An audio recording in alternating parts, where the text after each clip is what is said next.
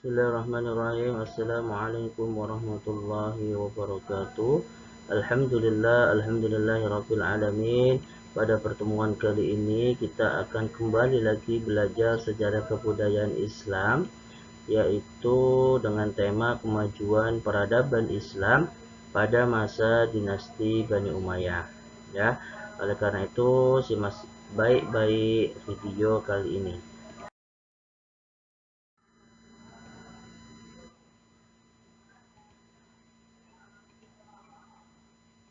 Nah, selama masa pemerintah dinasti Bani Umayyah dari tahun 661 sampai 750 Masehi atau 41 sampai 132 Hijriah, banyak perkembangan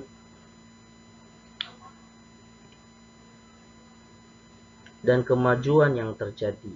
Di antaranya ada kemajuan bidang administrasi pemerintahan, kemajuan dalam bidang sosial budaya, kemajuan dalam bidang ilmu pengetahuan, dan kemajuan dalam politik dan militer. Nah, untuk lebih jelasnya maka akan kita bahas satu demi satu.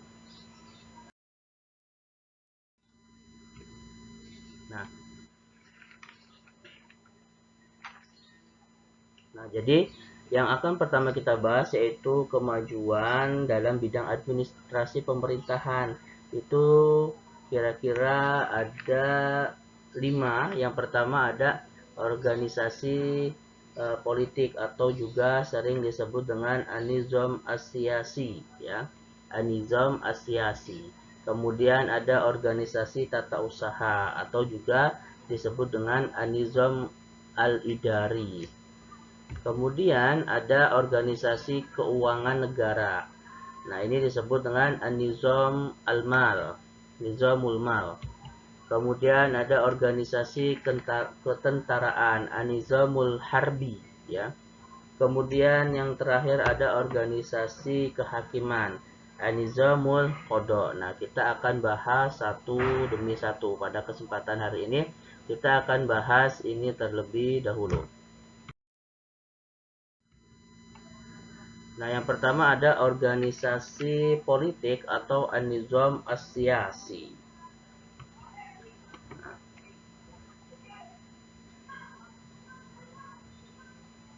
Nah, selama masa-masa pemerintahan dinasti Bani Umayyah banyak perkembangan yang terjadi. Hal tersebut terjadi karena para penguasa dinasti Bani Umayyah selalu berorientasi pada upaya perluasan wilayah kekuasaan dan penguatan politik militer guna menjalankan pemerintahan.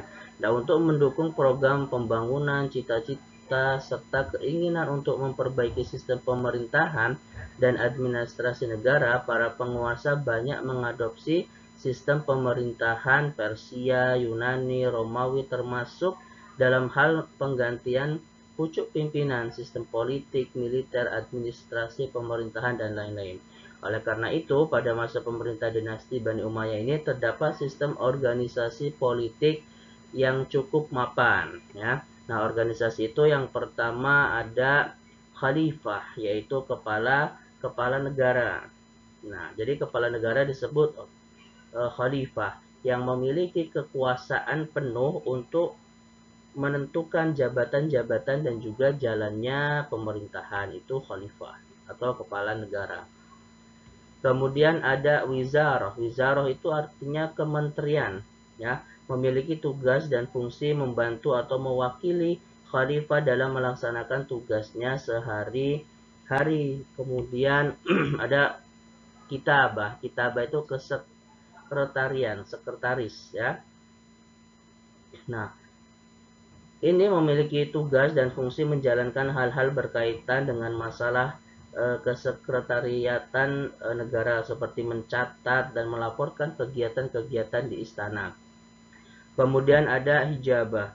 Hijabah itu pengawal pribadi, ya, memiliki tugas dan fungsi dalam memberikan keamanan dan perlindungan kepada khalifah dan keluarga istana dari berbagai kemungkinan buruk yang akan menimpa, ya. Kalau digambarkan seperti sekarang, hijabah ini yaitu pasukan pengawal pengamanan presiden atau pas pampres ya. Kalau kita melihat presiden sedang kunjungan kemana-mana pasti banyak yang mengamankan. Nah, itu disebut pas pampres, atau pada masa dinasti Bani Umayyah disebut dengan hijabah. Nah, kemudian untuk melancarkan pekerjaan pemerintahan maka dibentuk lagi lembaga administrasi negara, seperti ada Diwanul Khitabah ya, yaitu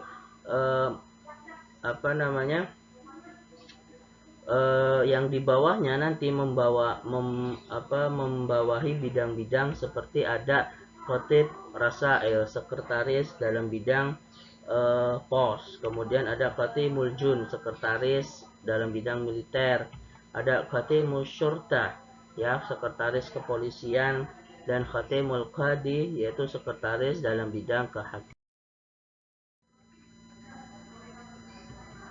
Kemudian selanjutnya ada organisasi tata usaha. Nah, organisasi tata usaha negara yang mengalami perkembangan dan kemajuan pada masa dinasti Bani Umayyah ini, adanya pembagian wilayah kekuasaan antara kementerian pusat dan pemerintahan daerah. Nah, pemerintahan pusat dipegang langsung oleh khalifah ya. Kemudian ada sebagai pengendali semua pemerintah wilayah atau daerah.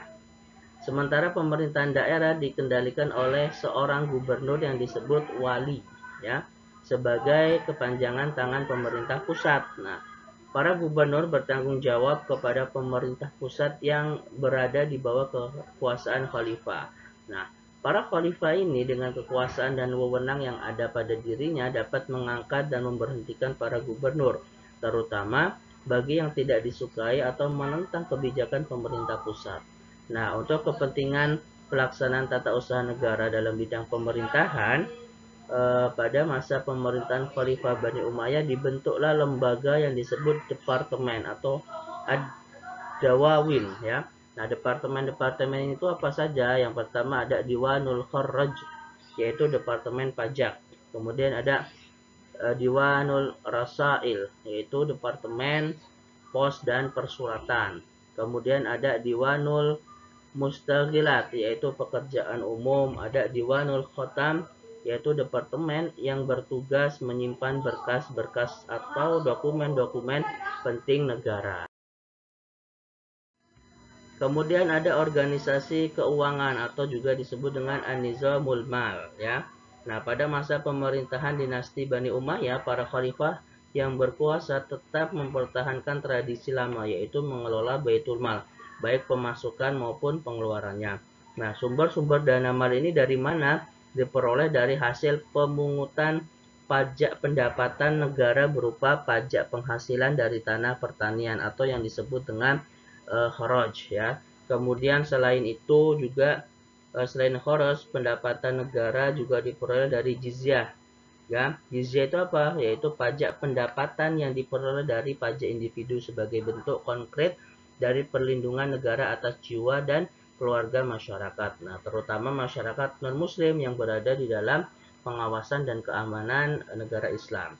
Nah, kemudian di samping kedua sumber pajak ya, kedua sumber pajak utama sebagaimana disebutkan tadi, nah, pendapatan negara juga diperoleh dari pajak perdagangan atau yang disebut dengan al-usyur ya, yaitu 1/10 yang dikenakan kepada para pedagang asing yang mengimpor barang-barangnya ke wilayah kekuasaan Islam dinasti Bani Umayyah. Kemudian ada organisasi ketentaraan. Nah, organisasi ketentaraan pada masa pemerintah dinasti Bani Umayyah merupakan kelanjutan dari kebijakan yang telah dilakukan oleh para penguasa sebelumnya, seperti para Khulafaur Rasyidin. Perbedaannya, kalau pada masa sebelumnya semua orang boleh dan berhak menjadi tentara, tetapi pada masa pemerintahan dinasti Bani Umayyah, hanya orang-orang Arab atau keturunannya yang boleh menjadi panglima tentara. Sementara yang bukan berasal dari orang Arab atau keturunan Arab tidak mendapatkan kesempatan dan bahkan tidak diperbolehkan menjadi panglima tertinggi di dalam ketentaraan. Nah, pucuk dalam militer harus orang yang berasal dari keturunan bangsa Arab. Nah, kebijakan ini dinilai sangat diskriminatif dengan menomorduakan masyarakat yang bukan berasal dari keturunan Arab. Sangat mengecewakan masyarakat, sehingga sering terjadi pemberontakan yang dilakukan oleh masyarakat non-Arab di luar Jazirah Arabia. Nah, kemudian ada organisasi kehakiman. Nah, pada masa pemerintahan dinasti Bani Umayyah ini telah terjadi pemisahan kekuasaan antara eksekutif, ya, eksekutif yaitu pemerintahan, dengan yudikatif, kehakiman atau pengadilan. Nah, dalam pelaksanaannya kekuasaan kehakiman ini dibagi menjadi 3 bagian, ya. Yang pertama ada al-qadha. Ya, al-qadha ini bertugas menyelesaikan perkara yang berhubungan dengan negara. Kemudian ada al-hisab yang bertugas menyelesaikan perkara-perkara umum dan persoalan pidana yang memerlukan tindakan atau penyelesaian secara cepat. Kemudian ada an-nazar fi mazalim, yaitu mahkamah tinggi atau mahkamah banding, semacam mahkamah agung kalau di Indonesia. Nah, syukron kasyiron, jazakallahu khair, thank you. Pembahasan pada kesempatan kali ini cukup sampai sini. Kita lanjutkan pada pembahasan selanjutnya, ya. Assalamualaikum warahmatullahi wabarakatuh.